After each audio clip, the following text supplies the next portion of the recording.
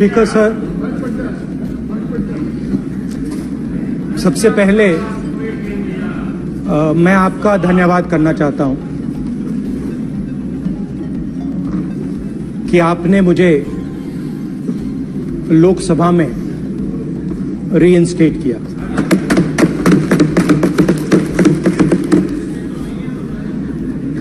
और पिछली बार जब मैं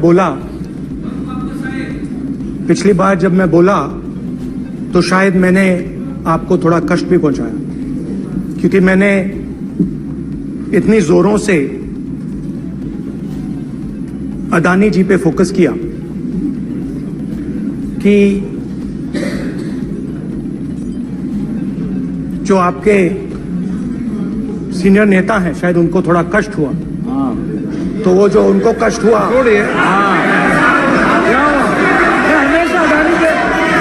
हमेशा अदानी पे अभी भी कष्ट हो रहा है। वो जो कष्ट हुआ, अभी भी कष्ट हो रहा है। विषय पे आइए, विषय पे। अभी भी कष्ट हो रहा है, अभी भी कष्ट हो रहा है। ये देखिए, ये सारे ये मगर सुनिए तो वो जो कष्ट हुआ 1 2 3 4 5 उसका असर शायद आप पे भी थोड़ा हुआ। तो इसके लिए मैं आपसे माफी मांगता हूं, मगर मैंने सिर्फ सच्चाई रखी थी। मगर आज जो मेरे बीजेपी के मित्र हैं, आज आपको डरने की जरूरत नहीं है। डरो मत। आज जो मेरा भाषण है, डरो मत। और आप डरो मत।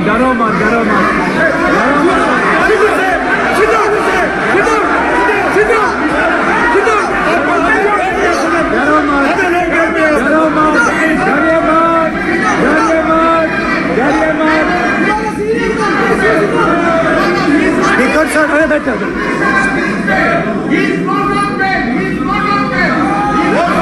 ब्रदर। तो आज कोई घबराने की जरूरत नहीं है। आज मैं अपना मेन जो भाषण है वो अदानी जी पे नहीं बोलने जा रहा हूं। आप छोड़िए, तो आप रिलैक्स कर सकते हैं, आप शांत रह सकते हैं, क्योंकि मेरा भाषण आज दूसरी डायरेक्शन में जा रहा है।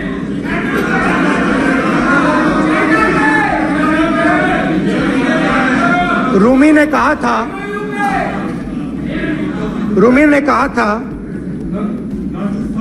जो शब्द दिल से आते हैं वो शब्द दिल में जाते हैं। तो आज मैं दिमाग से नहीं बोलना चाह रहा हूं, मैं दिल से बोलना चाह रहा हूं।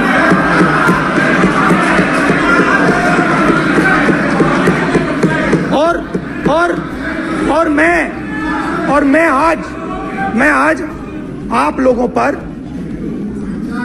इतना आक्रमण नहीं करूंगा। मतलब एक दो गोले जरूर मारूंगा, मगर इतना नहीं मारूंगा। तो आप रिलैक्स कर सकते हैं। डरिए मत।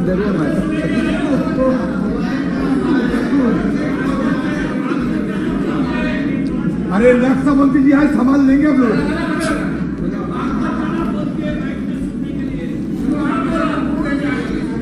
पिछले साल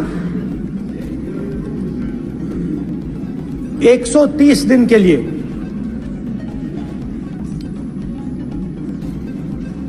मैं भारत के एक कोने से दूसरे कोने तक गया, अकेला नहीं, बहुत सारे लोगों के साथ।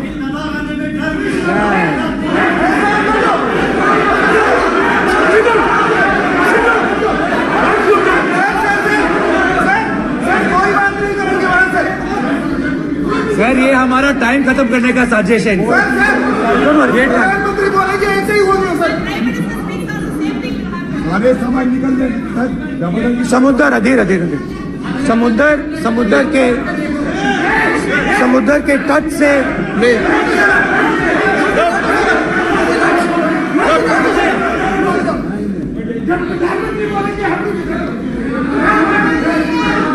माननीय सदस्य प्लीज प्लीज ऐसे धमकाने का बात की मत बोलो यहाँ पे। यहाँ पे बोलिए, आप उधर भी हाँ प्लीज। मैं समुद्र के तट से कश्मीर की बर्फीली पहाड़ी तक चला। नहीं, लद्दाख को मैंने नहीं छोड़ा। यात्रा अभी खत्म नहीं हुई, यात्रा जारी है और जरूर लद्दाख आएंगे, घबराइए मत। बहुत सारे लोगों ने मुझसे पूछा यात्रा के दौरान, यात्रा के बाद कि राहुल तुम क्यों चल रहे हो, क्या तुम्हारा लक्ष्य क्या है, कन्याकुमारी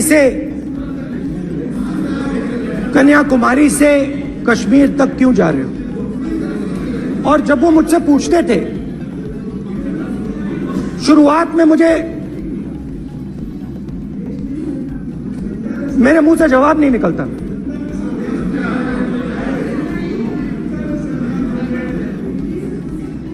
शायद मुझे ही नहीं मालूम था कि मैंने ये यात्रा क्यों शुरू की।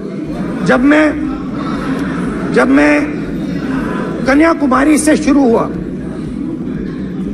मैं सोच रहा था मैं हिंदुस्तान को देखना चाहता हूं, समझना चाहता हूं, लोगों के बीच में जाना चाहता हूं, मगर गहराई से मुझे मालूम नहीं था।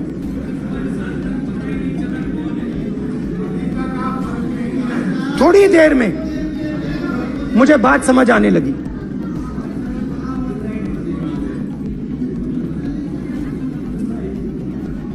जिस चीज से मुझे प्यार था, जिस चीज के लिए मैं मरने को तैयार हूं, जिस चीज के लिए मैं मोदी जी की जेलों में जाने को तैयार हूं, जिस चीज के लिए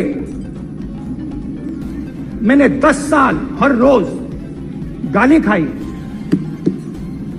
उस चीज को मैं समझना चाहता था। ये है क्या जिसने मेरे दिल को इतनी। भाई आप रनिंग कमेंट्री बंद करो, नहीं तो हम भी चालू करेंगे। सुनने का धैर्य रखो। जिस चीज ने मेरे दिल को इतनी मजबूती से पकड़ रखा था, उसको मैं समझना चाहता। शुरुआत में जैसे मैंने शुरू किया, सालों से मैं हर रोज 8-10 किलोमीटर दौड़ता हूं। तो मेरे दिमाग में था कि अगर मैं 10 किलोमीटर दौड़ सकता हूं तो 25 किलोमीटर चलने का क्या मतलब, कोई बड़ी बात नहीं। ये मैंने सोचा था। आज मैं उस भावना को देखूं तो वो अहंकार था कि मैं ये कर सकता हूं, ये कुछ नहीं है। तो मेरे दिल में उस समय अहंकार था।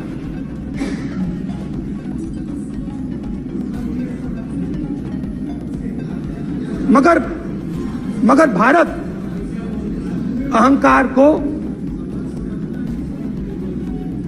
एकदम मिटा देता है, 1 सेकंड में मिटा देता है। तो हुआ क्या,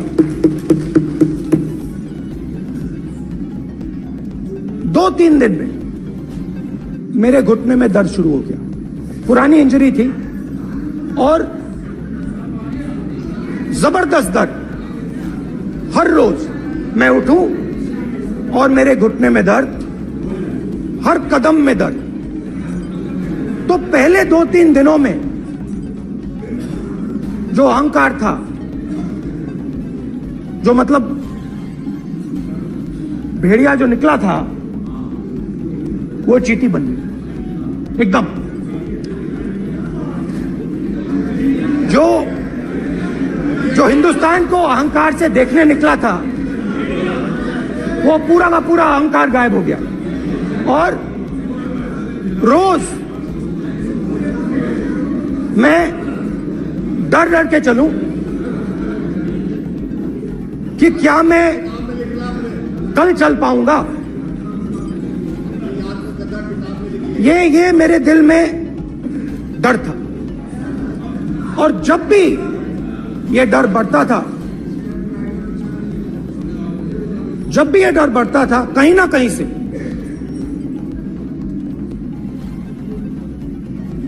कोई ना कोई शक्ति मेरी मदद कर देती।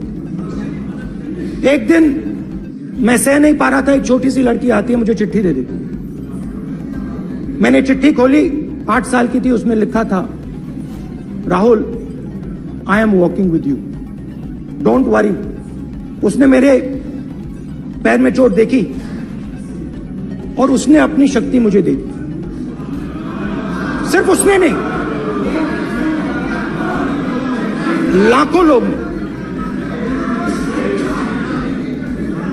और शुरुआत में जब मैं चल रहा था, कोई किसान आता था, मैं एकदम उसको पहले उसको अपनी बात बताता था कि आपको ये करना चाहिए, आपको इस प्रकार से काम करना चाहिए। मगर इतने लोग आए, हजारों लोग आए कि थोड़ी देर में मैं बोल नहीं पाया। मैं जो मेरे दिल में बोलने का डिजायर था, वो बंद हो गया। बोल ही नहीं पाया क्योंकि इतने लोगों से बोलना था। और एक सन्नाटा सा छा गया, भीड़ की आवाज थी, भारत जोड़ो, भारत जोड़ो, भारत जोड़ो। और जो मेरे से बात करता था, उसकी आवाज में सुनता गया।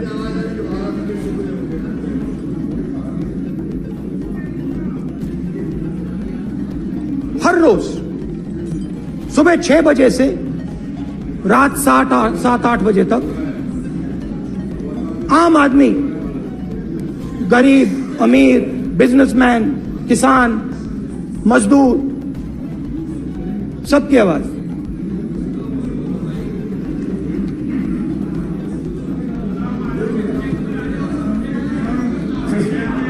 आ रहा हूं।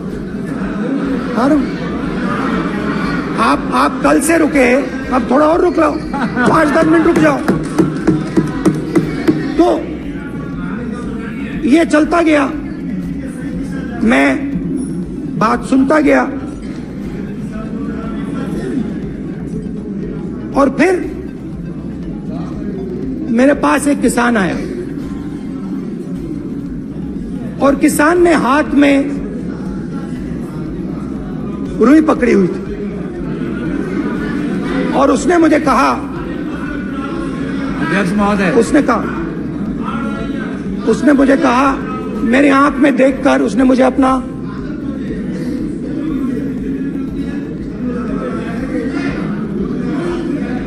वो रुई का बंडल दिया और उसने कहा, राहुल जी, यही बचा है मेरे खेत का यही बचा है और कुछ बचा नहीं है। मैंने उससे जो मैं नॉर्मली सवाल पूछता था, भैया आपको बीमा का पैसा मिला, वो पूछा। बीमा का पैसा मिला, वो पूछा। और किसान ने मेरा हाथ पकड़ा। किसान मुझे कहता है कि नहीं राहुल जी, मुझे बीमा का पैसा नहीं मिला, हिंदुस्तान के बड़े उद्योगपतियों ने वो मुझसे छीन लिया। मगर इस बार बड़ी अजीब सी चीज हुई। जब मैंने किसान को देखा और वो मुझसे बोल रहा था, तो जो उसके दिल में दर्द था वो मेरे दिल में आया। जो उसके आंखों में शर्म थी जब वो अपनी बीवी से बात करता था, वो शर्म मेरी आंखों में आई। जब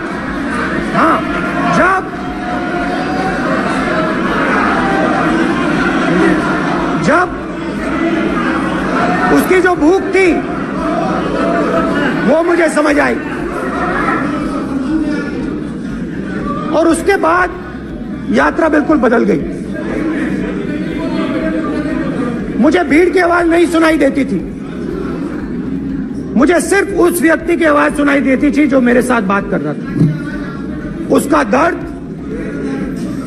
उसकी चोट, उसका दुख, मेरा दुख, मेरी चोट, मेरा दर्द बन गया। समझने की कोशिश करो।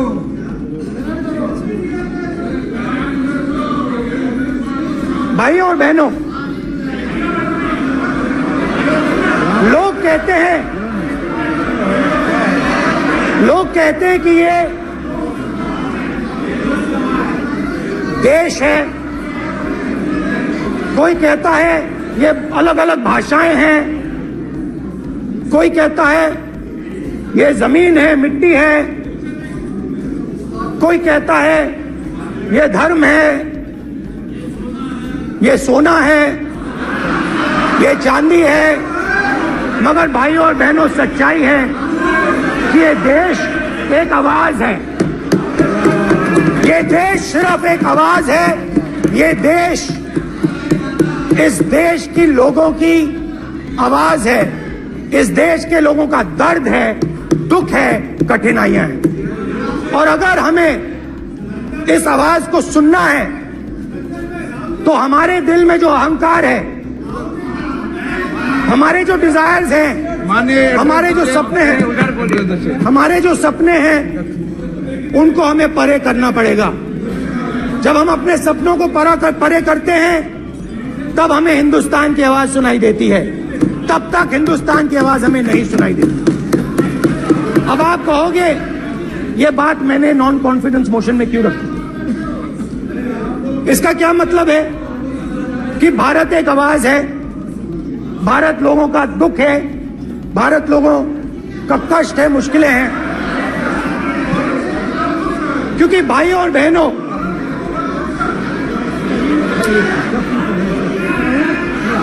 अध्यक्ष महोदय, अब पूरा सूद समेत जवाब तुमको मिलेगा। पूरा सूद समेत जवाब देंगे सर। फिर आप हमें मत रोकेगा सर। अध्यक्ष महोदय, फिर आप हमें मत रोकेगा सर। आप हमें मत रोकेगा फिर। आप हमें मत रोकेगा। आप हमें मत रोकेगा फिर। आप हमको मत रोकेगा फिर। हम सब देख रहे हैं, सब सुन रहे हैं, आप हमको फिर मत रोकेगा। तो स्पीकर सर, भारत एक आवाज है। भारत इस देश के सब लोगों की आवाज है। और अगर हम उस आवाज को सुनना चाहते हैं, हमें अहंकार को, नफरत को मिटाना पड़ेगा। स्पीकर सर, कुछ ही दिन पहले मैं मणिपुर गया। हमारे प्रधानमंत्री नहीं गए, आज तक नहीं गए, क्योंकि उनके लिए मणिपुर हिंदुस्तान नहीं है।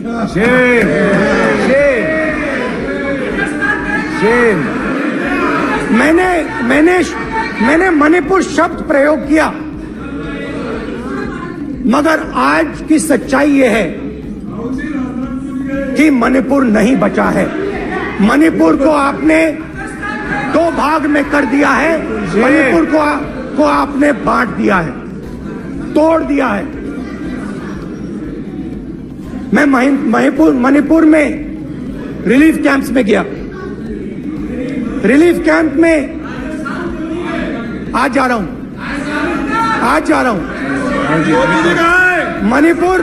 मणिपुर में रिलीफ कैंप में मैंने महिलाओं से बात की। ठीक है सर, अब आप हमको मत रोकिएगा। It's not fair. आप हमको मत रोकिएगा। You don't let him solve this. Sir, don't allow this. Sit down. पूरा टाइम देंगे। Yeah. Why you want this podium? कल देखेंगे, कल देखेंगे, कल देखेंगे। बात नहीं करेंगे सर, प्रधानमंत्री की बात नहीं करेंगे सर ऐसे।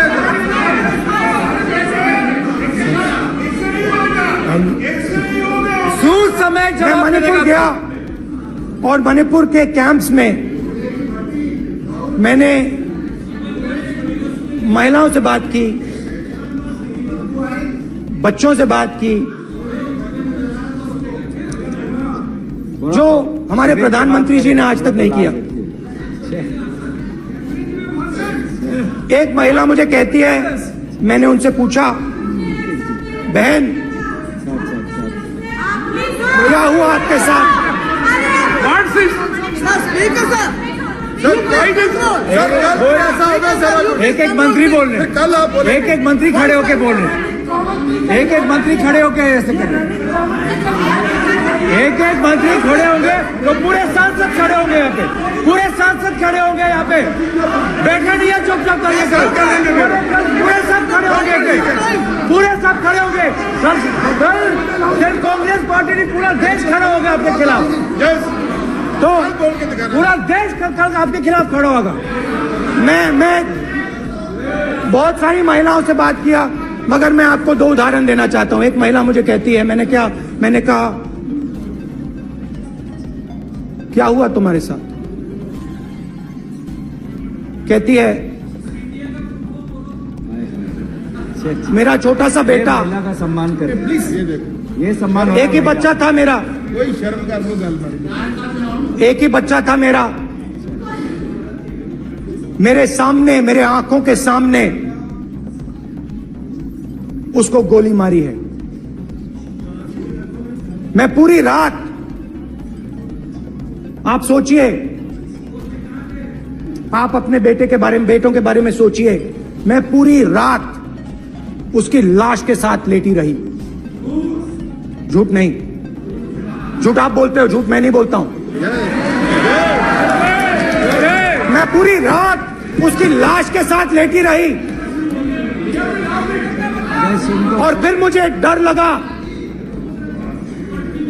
लगा, मैंने अपना घर छोड़ दिया, जो भी मेरे पास था वो मैंने छोड़ दिया। मैंने उनसे पूछा, कुछ तो लाई होगी? कहती है, नहीं, सिर्फ मेरे जो कपड़े हैं ये मेरे पास हैं। और फिर इधर उधर ढूंढती है और एक फोटो निकालती है और मुझे कहती है, यही मेरे पास अब बची है।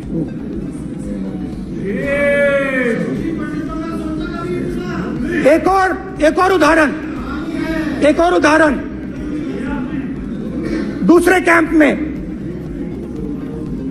मैं, एक महिला मेरे सामने आती है, मैं उससे पूछता हूं, तुम्हारे साथ क्या हुआ? क्या हुआ तुम्हारे साथ? और जैसे ही मैंने ये सवाल पूछा,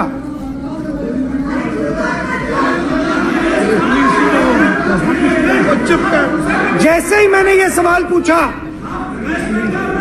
आप महिला का दर्द नहीं सुन सकते, महिला का दर्द नहीं सुन सकते, महिला का दर्द सुनने का आपका धैर्य नहीं है, महिला का दर्द नहीं सुन सकते, महिला का दर्द नहीं सुन सकते। जैसे ही मैंने उससे ये सवाल पूछा, बैठो, जैसे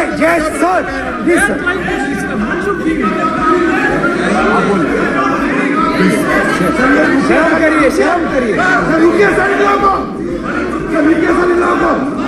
जैसे ही मैंने उससे सवाल पूछा, तुम्हारे साथ क्या हुआ? शर्म नहीं है तेरे को? वैसे ही 1 सेकंड में वो कांपने लगी। उसने अपने दिमाग में वो दृश्य देखा और वो बेहोश हो गई। मेरे सामने कांपती हुई बेहोश हो गई। तो ये मैंने आपको सिर्फ 2 उदाहरण दिए हैं। स्पीकर सर, इन्होंने मणिपुर में हिंदुस्तान की हत्या की है, सिर्फ मणिपुर की नहीं, हिंदुस्तान की हत्या की है। इनकी राजनीति ने मणिपुर को नहीं, हिंदुस्तान को मणिपुर में मारा है। हिंदुस्तान को कत्ल किया है, हिंदुस्तान का मर्डर किया है मणिपुर में।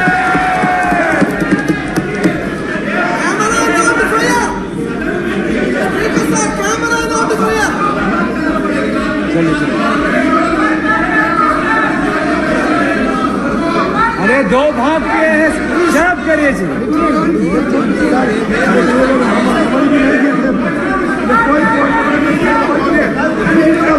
जब आपका मौका के कर हो गया,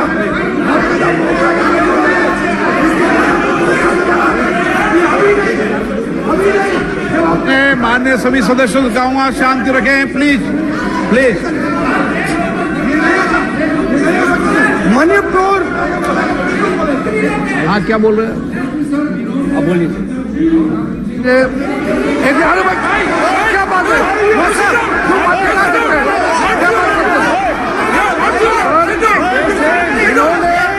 राहुल गांधी ने आज सदन में पानी पी रहे हैं भाई। सर, अब ये राहुल गांधी ने आज जो बातें कही है इस सदन में, बहुत ही बात किया है। मैं उनसे एक सवाल पूछना चाहता हूँ। 7 दशक हजारों लोगों को नॉर्थ ईस्ट में दिया हुए है, इधर कांग्रेस पार्टी है। राहुल गांधी को माफी मांगना चाहिए। राहुल गांधी का कांग्रेस पार्टी 7 साल से ज्यादा इस देश को शासन किया है। नॉर्थ ईस्ट को इन्होंने खत्म किया है। आज नॉर्थ ईस्ट में जितना मिलिटेंसी है ये कांग्रेस पार्टी ने पैदा किया है। बात करते हैं प्रॉब्लम, आज नॉर्थ ईस्ट में सारा मिलिटेंट ग्रुप है, सारा कांग्रेस पार्टी की वजह से जन्म हुआ है।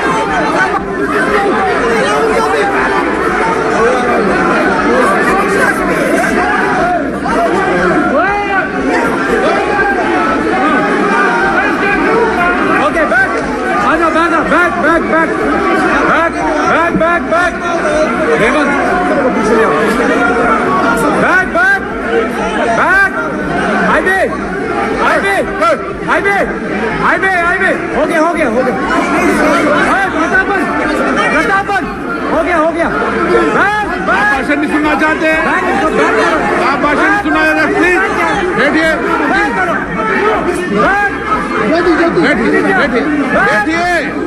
प्लीज बैठिए,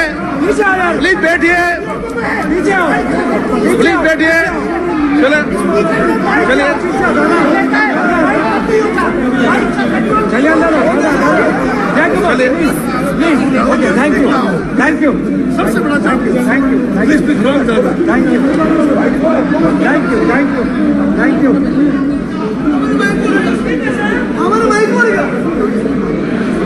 एक मिनट बैठिए, एक मिनट प्लीज बैठिए, प्लीज बालूजी, प्लीज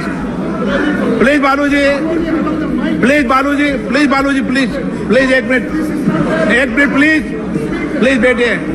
माननीय सदस्यगण, नहीं सकते जिस तरीके का व्यवहार आप टेबल पर आकर कर रहे हैं, इस तरीके से सदन नहीं चलेगा।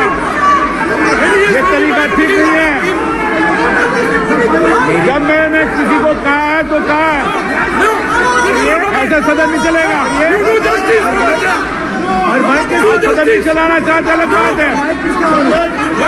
अब अपनी बात कहिए, गलत तरीका ये। नो, ऐसे सदन चलने वाला नहीं है। जो माननीय सदस्य टेबल पर हैं उनके खिलाफ कार्रवाई होगी। प्लीज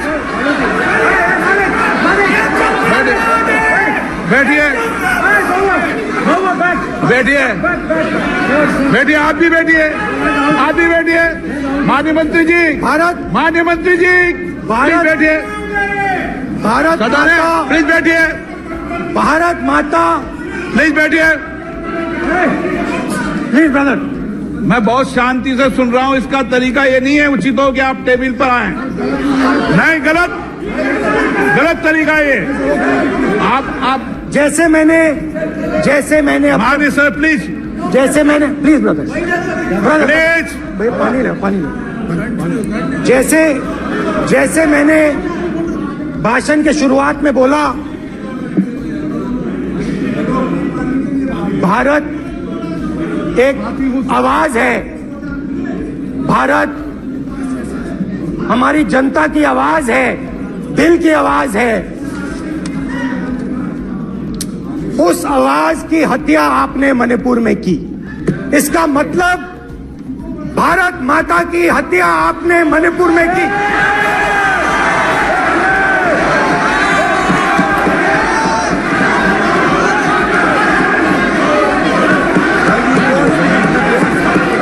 भारत माता को आपने मणिपुर के लोगों के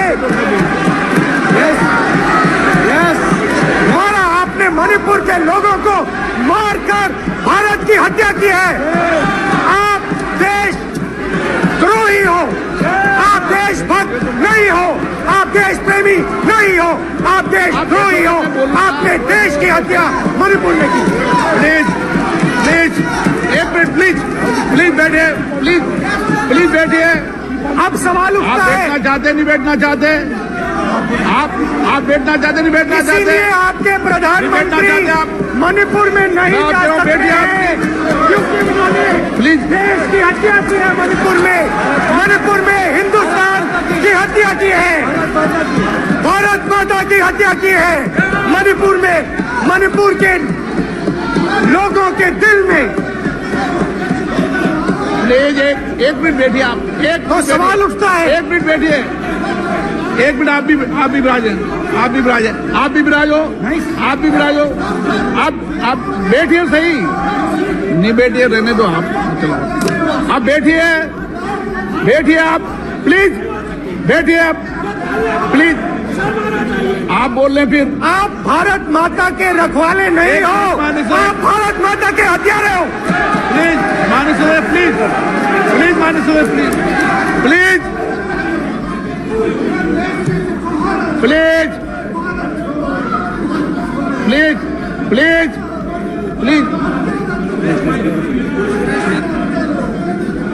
देखिए माननीय सदस्यगण प्लीज माननीय सदस्यगण, भारत मां हमारी मां है। हमें सदन में बोलते समय संयम बरतना चाहिए।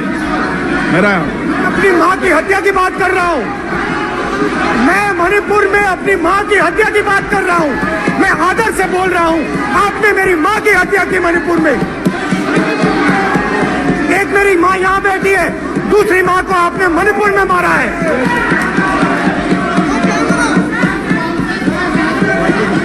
और हर रोज जब तक आप हिंसा को बंद नहीं करोगे, तब तक आप मेरी मां की हत्या कर रहे हो। हिंदुस्तान की सेना मणिपुर में एक दिन में शांति ला सकती है। हिंदुस्तान की सेना का प्रयोग नहीं कर रहे हो, क्योंकि आप हिंदुस्तान को मणिपुर में मारना चाहते हो।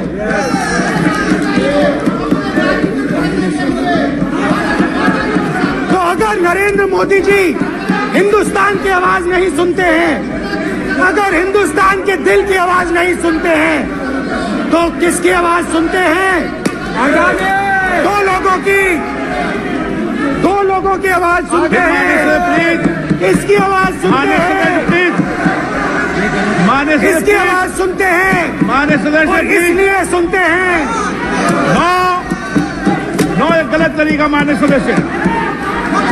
देख लीजिए अडानी जी के लिए मोदी जी ने क्या काम किया है। देख लीजिए, ये पहले आप गलत तरीका आपका। माननीय सदस्य आपका गलत तरीका है। आप सीनियर सदस्य हैं, आप इस तरीके का व्यवहार सदन में मत करिए। आप बात करिए, लेकिन इस तरीके से फोर्स में लाना ये उचित नहीं है किसी तरीके से। रावण दो लोगों की सुनता था। रावण दो लोगों की सुनता था, मेघनाथ और कुंभकर्ण। वैसे ही नरेंद्र मोदी दो लोगों की सुनते हैं, अमित शाह और अडानी। भाई और बहनों, लंका को हनुमान ने नहीं जलाया था, लंका को रावण के अहंकार ने जलाया था। प्लीज माननीय सदस्य, आप संयमित बोले। आप ये सदन है, आप तरीके से बोलिए। माननीय राम सदस्य, ने रावण को नहीं मारा था, रावण के अहंकार ने रावण को मारा था। आप पूरे देश में केरोसिन फेंक रहे हो, पूरे देश में आप केरोसिन फेंक रहे हो। आपने मणिपुर में केरोसिन फेंकी, अपनी चिंगारी लगा दी। अब आप हरियाणा में कर रहे हो, पूरे देश को आप जलाने में लगे हो।